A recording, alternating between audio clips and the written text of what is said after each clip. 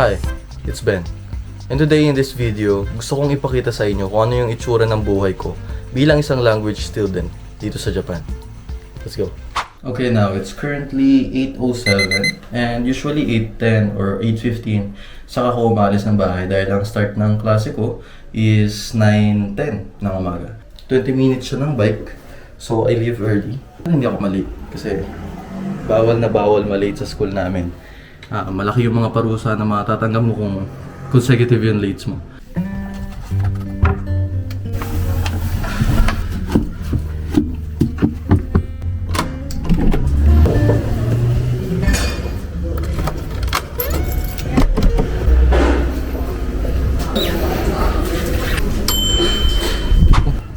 So ito lang talaga yung nagpapatagal ng biyahe ko usually, yung traffic light. And okay lang kasi yung pagbabike sa labas, isa yun sa pinaka-paborito kong oras ng buhay ko. Dahil ang ganda ng nakikita sa paligid eh. So nakaka-enjoy siya. And masarap din sa pakiramdam yung hangin. Nakarating na ako sa school. Right? Yan. Yan ang school ko. Ito yung entrance and di ba nagbabike ako? So dito, ito yung parking lot ng mga bike. So dito ko lagi iniiwan yung bike ko. Ito lang din sa gilid ng school namin. Merong vending machine. And ako sobrang bihira ako lang. Bihirang-bihira lang ako bumili dyan. Kasi mahal eh. Kapag iniisip mo sa isang buwan, sabihin natin, gusto mo Ringo Juice, 130 ilang beses sa isang linggo, 5. So 20 times 20 mo yan. May ipon din yun. Magkano rin yun. So ako, lagi na lang ako nagbabaho ng tubig since may tumbler naman ako. So dun pa lang malaki na yung pwede kong masave. Bihira lang ako dyan. Depende pag inaya ng kaibigan.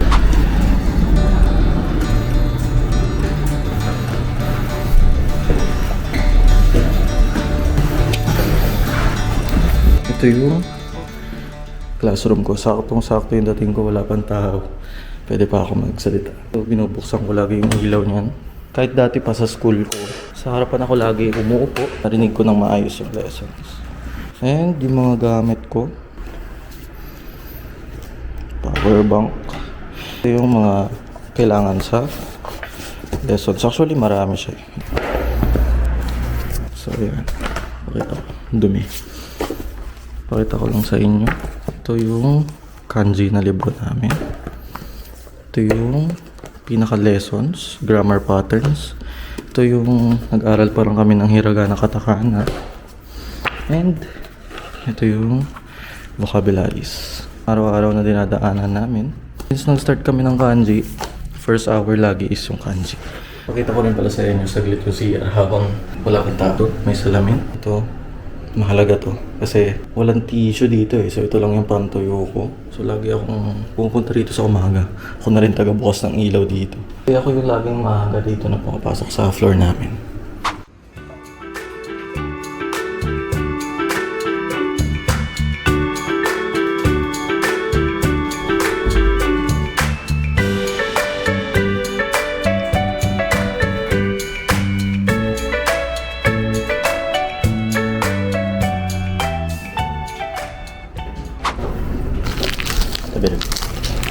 So,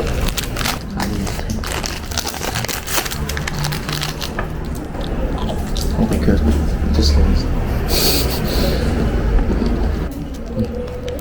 先生の子供は英語オンライン英会話 Oh, イングリッシュカンバセーションをフィリピンの先生とします。だから知ってるかな、ベンさん。セブになんかそうホテルとそういうなんか会社があります。でレッスンしてくれます。フィリピンの先生いつも選んで、なんかすごい楽しいって。楽しいだと。楽しい。よかったです。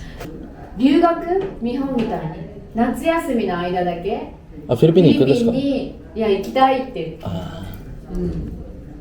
もうなんか。まあセブは綺麗ですね。セブは綺麗？綺麗ですよ。本当なんかね、海もあるし。海もあります。ホテルもなんか。マニラだったらあんまり海がないと思います。マニラから海は遠いですか？遠いですね。あ、そうなんだ。真ん中なんですから。そうなんか親子でね行くとか、ホテルにプールもあるし、そう昼は勉強してああ、いいですね。ね、なんか楽しいかも。行ってみたいって。まあ、そんなに高くないと思いますね。本当そんな高くないかな。あ、高いな。でもね、まあそんなもんだよね。ハワイとか行くより、まあ、そうですね。やっぱり。アメリカとか行くよりかは安いかも。行きたいってすごい言ってて、楽しいかも。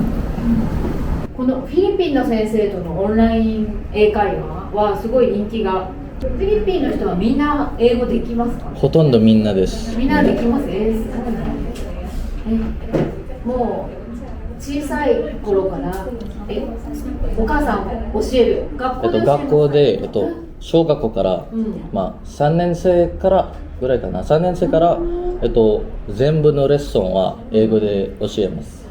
そうなんですか？はい。だから、選択がないんです。学べないと。じゃあ初めはわからない。わからないです。そうなんですね。じゃあ小学校の途中から英語で授業になるからみんな聞くように。はい。まあ、子供から、5歳くらいかな。まあ、いろんな単語を聞いているので、まあ、ちょっと知ってると思いますけど。単語が少しわかるから。単語、like words。タガログ語と英語は文法似てますか？似てますね。はい。似てるんだ。だから、日本語と反対です。そうね。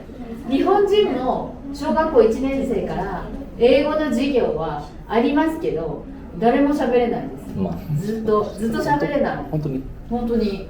なんかワードは少しわかるけど、喋れない。で文法が違うからかな。まあ、腰の大人は使えないんですからね。まあ、聞いてないから。コアさんはどうして話せるんですか？英語どうして英語は大好き。英語大好き。だから毎日音楽聴く。音楽でベトナムの人も英語は話せる人少ないと思う。ね、少ないです。ベトナムでは可愛い人は英語話せる。本当に。可愛い人が。可愛い人だけか。じゃあ、4。あ、若い。若い人は違います。可愛いじゃなくて若い人が英語話したら、そう。コアさんがもう喋らないといけないから英語を覚えたのかと思った。若い人は英語話す。じゃあみんな結構話すの分かるの？人によって英語話せるかどうか。英語話しましたけど、文法はちょっと分かんないと。なるほど。それは確かに。文法の問題ってなるとちょっと。It's currently 12:45 and katatapos lang ng klase namin. Ngayon, pauwi na rin ako. So, another 20-minute bike. Hindi ako masyado nakapag-vlog sa loob ng room kasi tahimik eh. Nakakaya magdaldal doon kasi syempre nag-aaral din yung iba kahit break time. So, let's go.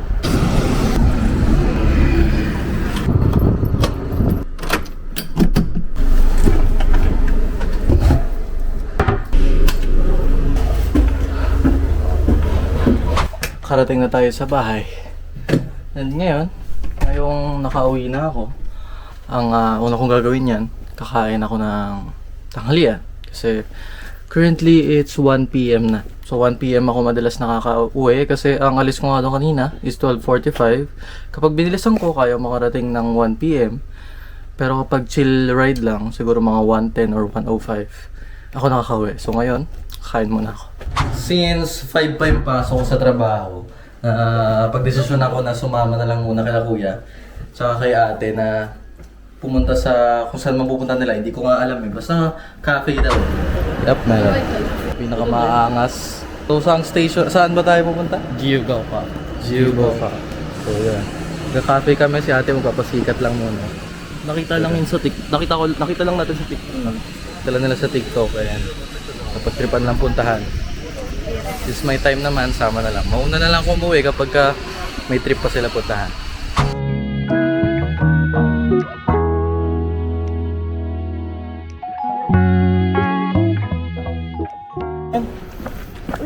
So, we're here. Almost here. Yan yung mukhang old house. Wow. So apparently cafe pala ito. Kasi gusto ko lang ng cozy afternoon. Yun. Diba? Yan na yan. Talagang mukha siyang traditional house. Kailangan magubad siya ng sapatos. And dito, kailangan natin magubad ng sapatos dahil Inaayos mo. ay, ano siya mga sabi ko nga kanina kasi traditional house siya. So, kailangan natin magubad.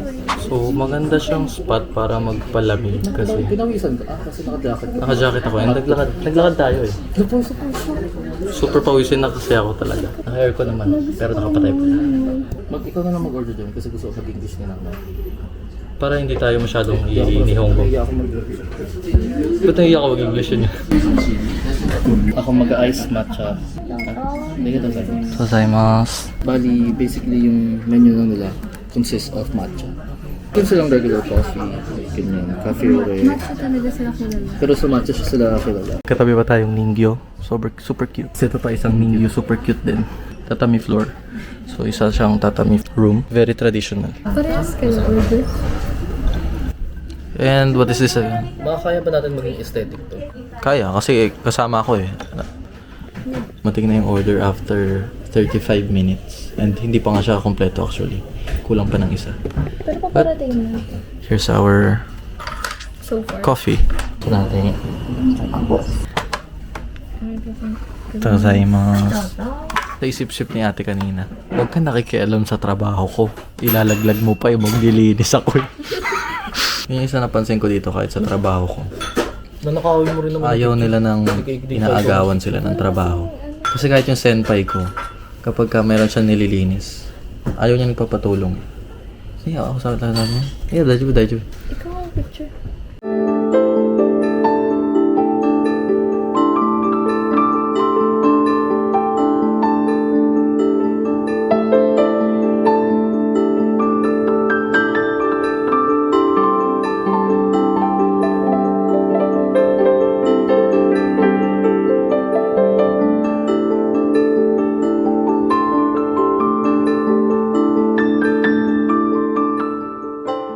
May mga souvenirs pala sila dito. Anong tawag dito? Ah, panyo pala. Ayan, may mga pa-souvenirs pa sila dito. Pandagdag gastos. Pero syempre, pas na tayo dyan. Kasi yung order pa nga lang is mahal na. Hindi lang yun yung space. Kasi doon kami galing. Ito pala. Meron pa dito sa loob. And nandito yung toilet.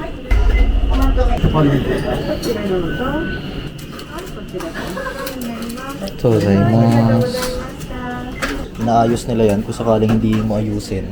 Inayos ba nila? Inayos nila. Kasi yan, no, di ba nandun tayo sa may dulo kanina? Ginagalaw nila yan. Naroon. So, naging tourist spot lang din talaga siya for foreigners. And yun nga, isa sa review doon na kung gusto mong pumunta rito, dapat may time ka talaga. Kasi yung serving time nga, maabot na 35 minutes. Yung tatlong drinks. Tatlong drinks, isang bilo-bilo something. Isang senzai. Senzai. Yun lang, inabot ng 35 minutes. So, kailangan, kung turista ka, Kung nagmamadali ka, hindi pwede. hindi ka nga mamadali ka, hindi pwede na isipin mo, cafe lang ako saglit. Hindi siya saglit. Isang oras minimum.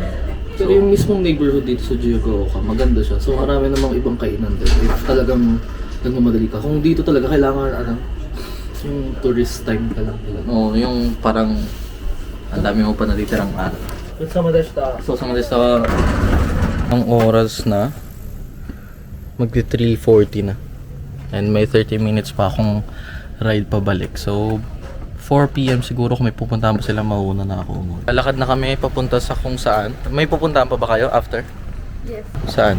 Hindi ko pa alam. Hello.